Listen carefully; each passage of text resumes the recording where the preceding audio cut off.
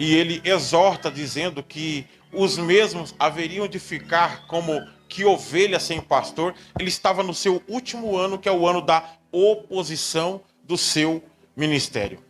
Foi nesse período que a Bíblia diz que Pedro, tentando se justificar, ou tentando se colocar como certo, ele toma a palavra e diz: Senhor, todos podem te negar, mas eu de maneira nenhuma te negarei. Jesus olha para ele e diz: antes que o galo cante 3 vezes, tu me negarás. E ele sai para o lugar onde ele encontrava um pouco de privacidade, que é o Monte do Jardim das Oliveiras. Quando Jesus entra o Monte do Jardim das Oliveiras, ele entra com os seus 3 discípulos, Pedro, Tiago e João. Ele entra para orar, para estar clamando ao Pai, porque a sua alma estava abatida e ele estava próximo de ir para a cruz. Enquanto os 3 estão caminhando com Cristo, entrando no jardim do Getsêmani, a Bíblia diz que o traidor chamado Judas vira as costas e vai até as autoridades romanas para entregar Jesus. O que eu acho mais interessante para destacar nesse primeiro tópico, acerca da qual estou falando, da prisão de Jesus, é que quando Jesus entra ao jardim do Getsêmani, ele entra com seus amigos. O pregador Abidnego falou acerca disso aqui, é interessante destacar aqui, porque lá dentro do jardim do Getsêmani, cantor Rafael, a Bíblia diz que Jesus abre a sua alma para seus discípulos e diz: a minha alma está batida até a morte. Ou seja, ele não abre a sua alma para estranho, ele abre a sua alma para amigos, porque amigo de verdade não é quem te chama para beber. Amigo de verdade não é quem te chama para cheirar droga. Amigo de verdade é quem entra na oração com você. Amigo de verdade é quem lê Bíblia com você. Amigo de verdade é quem está junto na oração, na consagração e da perseverança com você. E os discípulos, embora homens humanos, eles estavam ali com Jesus.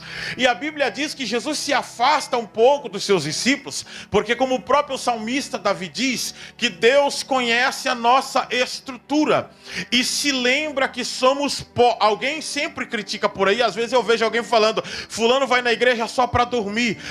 Eu vejo um monte de grupo de jovens que vai lá na festividade, não sei na onde, e fica pelo lado de fora. Irmãos, no dia que eu enxerguei essa palavra, Deus bradou no meu coração dizendo: é melhor estar dormindo aos pés de Cristo do que estar longe de Cristo.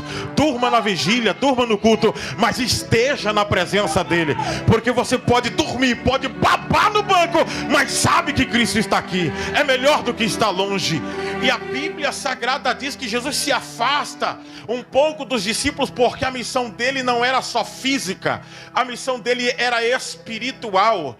E quando eu vi aqui o Lucas falando acerca de Filipenses capítulo 2, né, lá pelo versículo 3 em diante ao versículo 7, eu logo me lembrei disso aqui, porque nessa expressão de Filipenses fala que ele não tomou como forma de Deus, antes aniquilou-se. A palavra aniquilou-se no original significa kenosis, e kenosis significa deixar. Jesus deixou a sua glória, ele não deixou de ser Deus, e eu explico para que você entenda nessa noite, porque quando falamos de Deus, nós temos que entender que não existe vários deuses.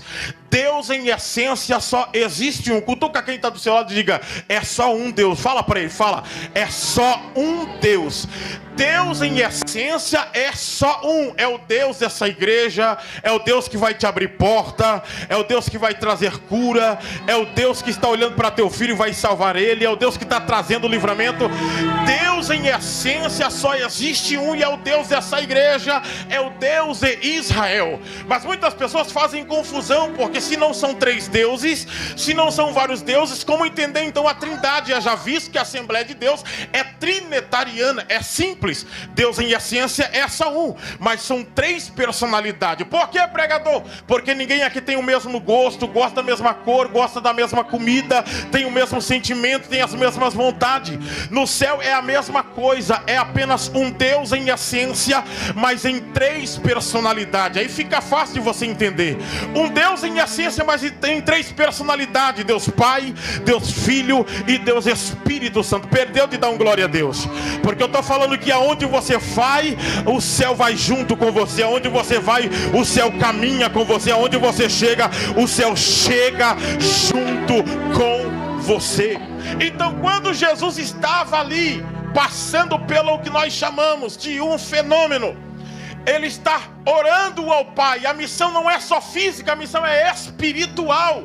Porque ele tinha o que nós chamamos de união hipostática. Isso aqui é kenosis, que está em Filipenses capítulo 2 e 5. Ele era 100% Deus, mas ele era 100% homem. Como homem ele está sofrendo. A oração dele é pedindo para Deus passar ele da cruz. É para livrar ele da cruz, porque nós somos seres humanos. E ele veio conhecer essa personalidade, as nossas fraquezas e as nossas limitações. Mas como Deus, ele está olhando além da cruz e já está vendo você salvo, já está vendo você curado, já está vendo a tua casa alcançada. E por isso ele se levanta como guerreiro. E ao invés de ficar triste, a Bíblia diz que ele se levanta, canta o hino e vai para a cruz. Porque o verdadeiro guerreiro, o verdadeiro soldado, não vai para a prova de cabeça baixa, vai de cabeça